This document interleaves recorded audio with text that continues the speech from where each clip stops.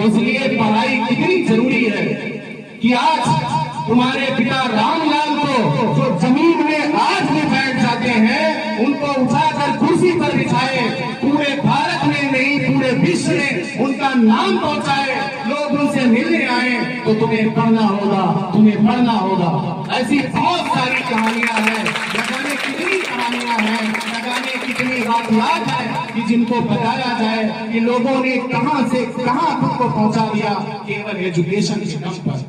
आज अगर कोई गरीब है तो ये उसकी गलती नहीं है, ये उसकी खता नहीं है, लेकिन कल अगर वो गरीब बनकर मर जाता है तो ये उसकी गलती है, क्योंकि उसने अपने आप को ईश्वर ने फूल बनाकर भेजा था।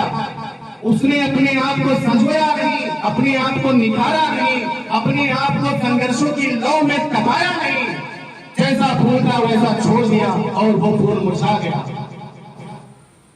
असल ये है कि हम शिक्षा कहां तक ग्रहण करते हैं, कितनी दूर तक जाते हैं, कितनी दूर तक लड़ते हैं। मैं जितने भी स्टूडेंट्स बैठे हैं, चाहे वो अमीर हो चाहे वो गरीब हो, मैं किसी वर्ग के तबके का विरोध नहीं करता। मैं बस ये कहता हूं कि आज भारत में अगर सभी धर्मों को कोई एक जगह पर ला सकता है तो वो केवल एजुकेशन है। अगर कोई भारत में डॉक्टर बन जाता है तो कोई भी जात का मरीज हो उससे उसकी जात नहीं पूछेगा। कोई भी अगर भारत का नागरिक IAS बन गया, IPS बन गया, इंजीनियर बन गया तो किसी भी धर्म का व्यक्ति से काम कराने जाएगा तो उसकी जात नहीं पूछेगा। लेकिन अगर तुम अपने घरों में पड़े रहे, ऐसे सड़ते रहे, शिक्षा नहीं ग्रहण की तो किसी के पास जाओगे तो तुमसे जात पूछी जाएगी और फिर तुम्हें निकाल के भगा दिया जाएगा। इसलिए अपनी आन को बचाने के लिए, अपनी शान को बचाने के लिए और अपने परिवार का नाम, अपनी बिरादरी का नाम चमकाने के लिए तुम्हें पढ़ना होगा।